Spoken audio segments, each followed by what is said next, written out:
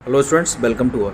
Students, आज हम लोग एक इम्पॉर्टेंट चैप्टर पढ़ने जा रहे हैं और आज हम लोग पढ़ने जा रहे हैं भारतीय राष्ट्रीय कांग्रेस के बारे में। तो इस लेक्चर में हम लोग समझने की कोशिश करेंगे कि भारतीय राष्ट्रीय कांग्रेस की स्थापना क्यों की गई, किसके द्वारा की गई और किस सन में की गई।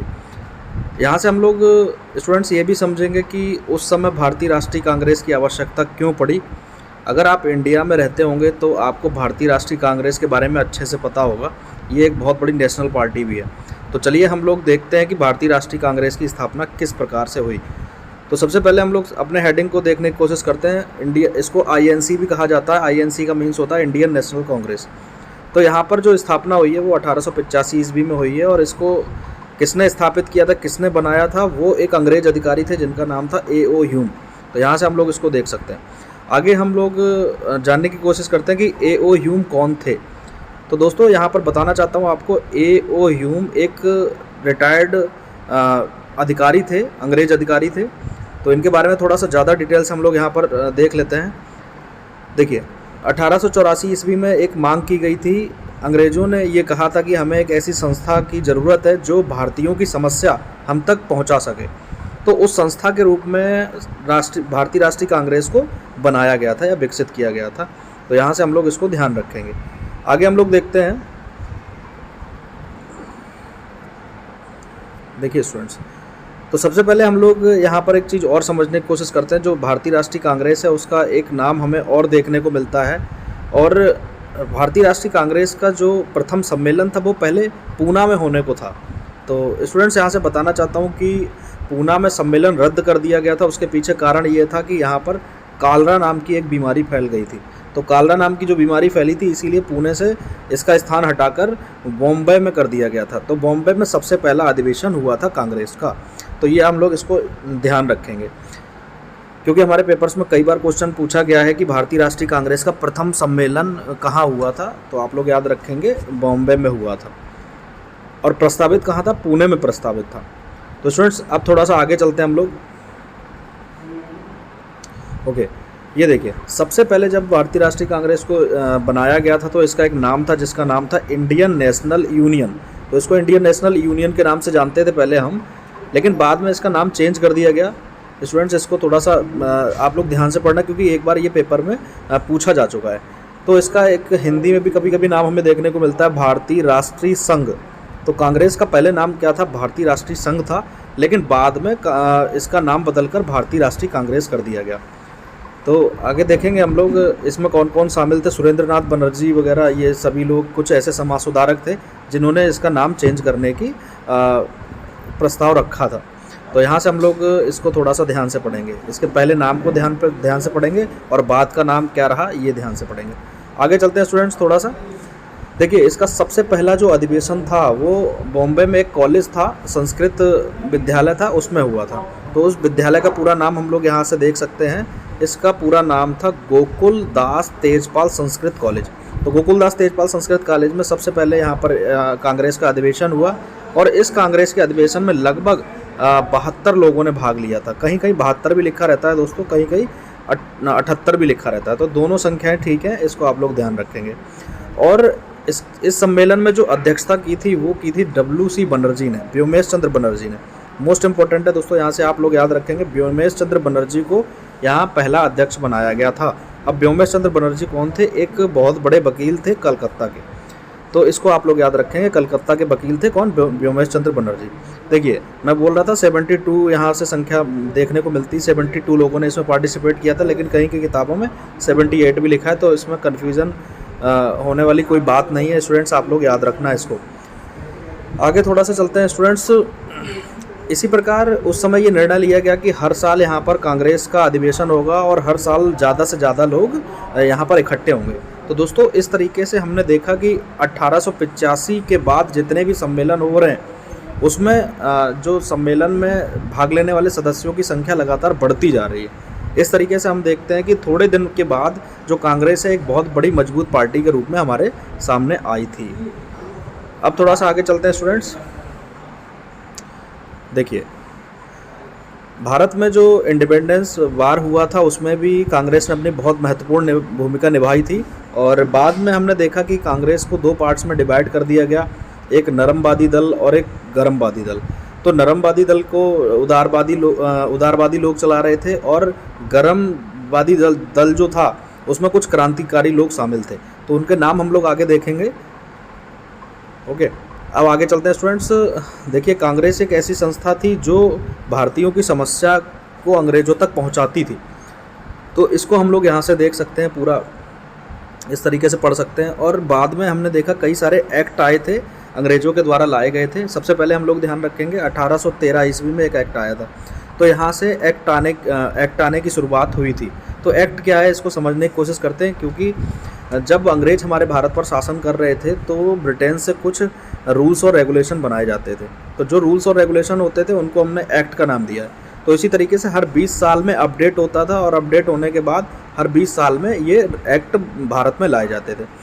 हम लोग देखेंगे 1813 ईस्वी में लाया गया, फिर 33 में लाया गया, 53 में लाया गया। इस तरीके से लगातार हमें एक्ट देखने को मिले। अच्छा, 1892 ईस्वी में भी एक एक्ट आया था। इसके सहायता से यहाँ पर देखिए कांग्रेस में बहुत सारे संशोधन किए गए, उसको आप लोग यहाँ से पढ़ लेंगे। कहने का मतलब ये है कि 1892 का जो एक्ट था उसमें कांग्रेस के बारे में यहाँ वर्णन किया गया था, डिस्क्राइब हुआ था उसमें। आगे थोड़ा सा चलते हैं।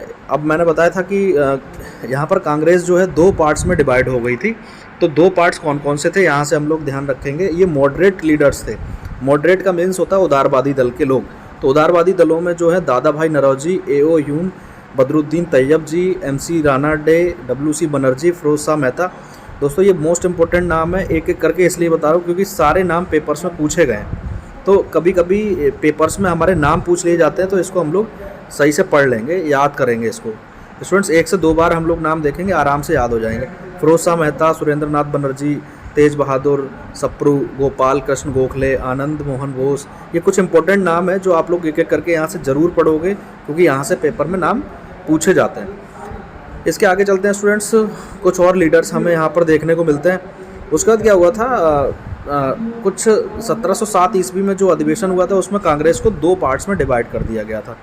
तो 2 पार्ट्स में डिवाइड क्यों कर दिया गया था, मैंने आपको बताया था कि उदारवादी दल के लोग अलग हो गए थे, और जो गरमवादी दल के लोग थे, क्रांतिकारी लोग थे, वो अलग हो गए थे। तो इस तरीके से स्टूडेंट्स हमें देखने को मिलता है कैसे हम यहाँ पर कांग्रेस को 2 भागों में बांटा गया था। इस कांग्रेस के बारे में बहुत सारे जो इतिहासकार हैं उन्होंने बहुत तरीके के कथन दिए हैं। कुछ इम्पोर्टेंट कथन थे, कुछ इम्पोर्टेंट स्टेटमेंट हैं जो मैं आपको यहाँ पर बताने जा रहा हूँ। जैसे लॉर्ड डफरिन ने इसको कहा था कि जो भारतीय राष्ट्रीय कांग्रेस है वो कुछ ही दल के लोगों को रिप्रेजेंट करती है। तो यहाँ से ये याद रखेंगे। मैं हिंदी में बोल रहा हूँ, आप लोग इंग्लिश में इसको ऐसे पढ़ लेंगे। तो लॉर्ड डफरिन के समय में ही क्या हुआ था, कांग्रेस की स्थापना हुई थी। ये मोस्ट इंपॉर्टेंट क्वेश्चन है, कई बार हमारे पेपर्स में आया है। तो लॉर्ड डफरिन कौन थे? लॉर्ड डफरिन भारत के ब्रिटिश गवर्नर जनरल थे। इसको आप लोग याद रखोगे, और इनकी सन जो है वो यहाँ से आप लोग याद रखोगे 1884 से लेकर 1888 ईस्वी तक ये बने थे। और 1800 ये देखिए कंटेम्प्रेरी वायसराय, यहाँ देखिए मैंने लिख दिया है। कंटेम्प्रेरी का मीन्स होता है समकालीन जो वायसराय थे वो, जब हमारे कांग्रेस की स्थापना हो रही थी। उसके बाद हम लोग चलते हैं, एक और लीडर है, उन्होंने ये कहा है कि कांग्रेस जो है वो वर्ष में एक बार मेढकों की तरह चिल्लाती है। ठीक है, तो भारत को ये चाहिए कि इस कांग्रेस को बहुत शांतिपूर्ण तरीके से इसको ख़त्म कर दिया जाए। तो दोस्तों, ये वाला जो स्टेटमेंट है ये किसने कहा था, यहाँ से हम लोग देखेंगे। ये कहा था लॉर्ड कर्जन ने। तो दोस्तों, लॉर्ड कर्जन भी एक वायसराय थे, इसको याद रखेंगे। इन्होंने कहा था कि कांग्रेस जो है वर्ष में एक बार चिल्लाती है बहुत तेज़ से, और भारतीयों को क्या करना चाहिए, इसको बहुत शांतिपूर्वक ख़त्म कर देना चाहिए। ये भी स्टेटमेंट बहुत इंपॉर्टेंट है दोस्तों, कई बार हमारे पेपर्स में पूछा गया था। इसी तरीके से अरविंद घोष थे, एक क्रांतिकारी दल के नेता थे। इन्होंने कहा था, देखिए यहाँ पर मैंने लिख रखा है, एक्सट्रीमिस्ट लीडर अरविंद घोष। अरविंद घोष ने ये कहा था कि ये बस एक शुरुआती स्टेज है, तो कांग्रेस का कुछ ज़्यादा महत्व तो इन्होंने नहीं बताया था अरविंद घोष ने। तो यहाँ पर आप लोग देख सकते हैं, इनका कथन इस तरीके से है, INC is a beginning institute, मतलब एक छोटा सा एक इंस्टीट्यूट की तरह इन्होंने तुलना की है उसकी। तो इसको आप लोग याद रखेंगे। आगे देखिए, बाल गंगाधर तिलक, यहाँ से आप लोग एक देख लीजिए, क्योंकि उदारवादी दल के लोग और जो क्रांतिकारी दल के लोग थे वो अलग अलग हो गए थे। तो क्रांतिकारी दल के लोग इस कांग्रेस से अलग हो गए थे। कहने का मतलब है कि उन्होंने कांग्रेस को छोड़ दिया था। इसीलिए हम देखते हैं कि बहुत सारे अपोजिट हमें कथन यहाँ पर देखने को मिल रहे हैं। जैसे अरविंद घोष ने इनके कांग्रेस के लिए गलत कहा, उसके बाद बाल गंगाधर तिलक ने भी बाल गंगाधर तिलक ने क्या कहा यहाँ से हम लोग देख सकते हैं। देखिए अभी क्या है, जो बाल गंगाधर तिलक ने भी बहुत एक तरीके से बुराई की है किसकी, कांग्रेस की। तो इन्होंने क्या कहा था कि ये जो है एक बिगिनिंग स्टेज है, तो इसको अपने अधिकारों के बारे में भी पता नहीं है। तो इस तरीके से जो स्टेटमेंट है वो बाल गंगाधर तिलक ने भी दिया, अरविंद घोष ने भी दिया, लॉर्ड कर्जन ने भी दिया।